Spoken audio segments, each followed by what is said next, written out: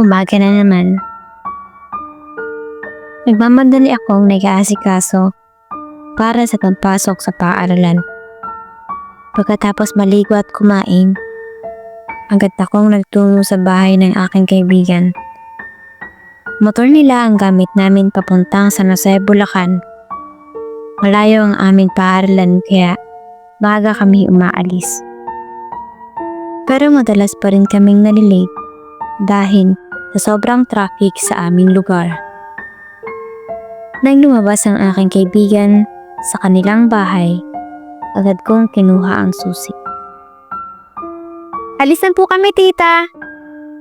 Paalam ko sa kanyang ina. Sumagot siya, "Mag-ingat kayo sa biyahe."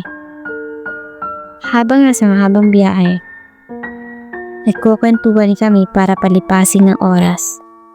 Pagdating sa paaralan, mabilis kong ipinirada ang motor at pumasok kami sa klase.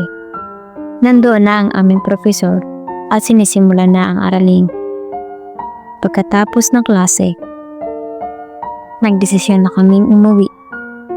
Sa sobrang layo ng aming uuwian, hindi na namin magawang maggala. Sa kalagitnaan ng biyahe, napansin namin ang bigat ng traffic. Matagal kami nakahinto sa daan. Bigla akong lumingon sa likod. Ngunit hindi ko makita ang aking kaibigan. Kinabahan ako at nagmataling lumapit sa aksidente sa kalsada. Natigilan ako.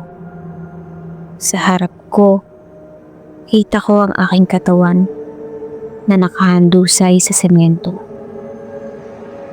Ang kaibigan ko umiiyak at yakap-yakap. Ang nakahigang babae ay ako.